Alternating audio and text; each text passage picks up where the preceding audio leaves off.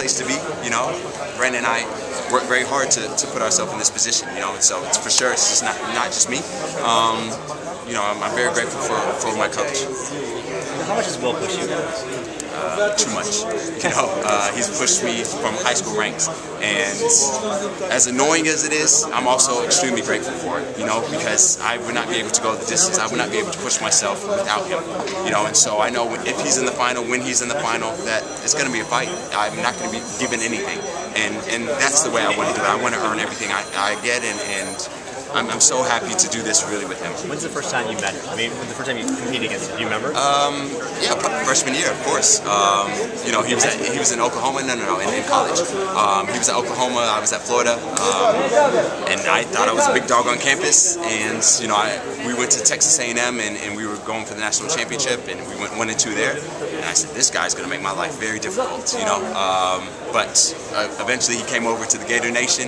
You know, we all make our little mistakes, so, you know, after some time, he made the best decision and came over and enjoyed the family, and from then, we've been battling in practice. Now we're, you know, from Daegu to here, we've been battling on the big stage. You guys are going to Thai? Yeah, we're going to the mountains.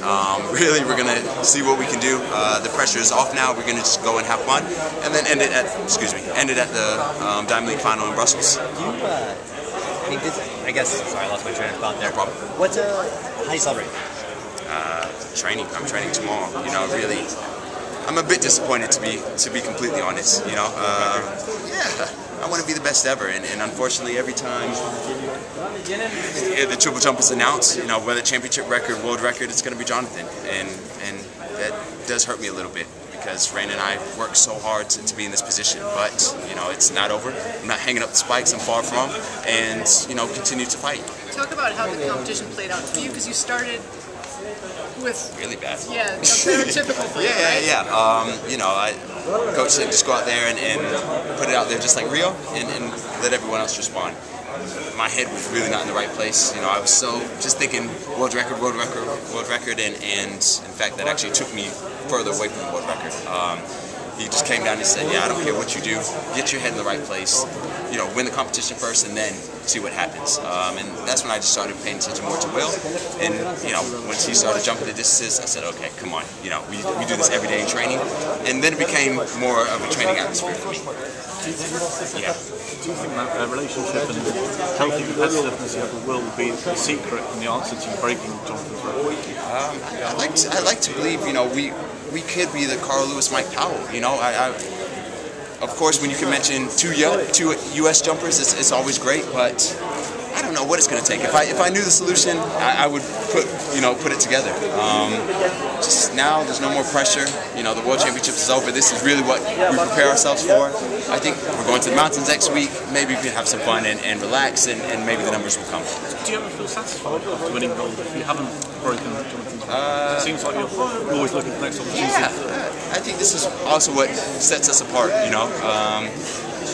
I'll be satisfied when my career is over, you know, reflecting back. But if I lose that hunger, I don't think it makes sense to come out here anymore. You know, I want to put on a good show first and foremost.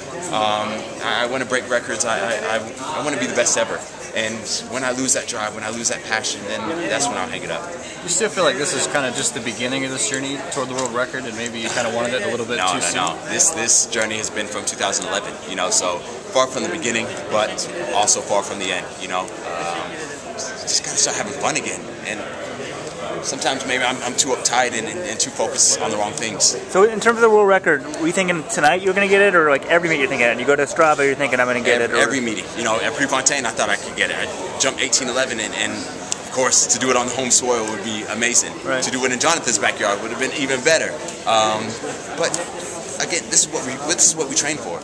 We don't train to become second. We don't train to be participants. We're training to be the best.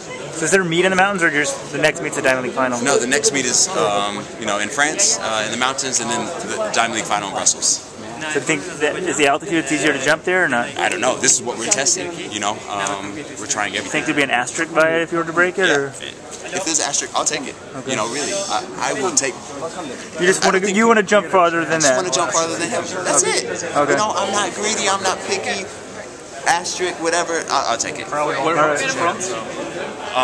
Actually, I don't even know the city. When is the jump? When is it? 16th or 17th, depending on the weather. Just a triple jump or what else? There's triple and long jump. There's nothing else with the meet? No. Just a jumper's meet. All right, good luck. Thank you. Thanks so much.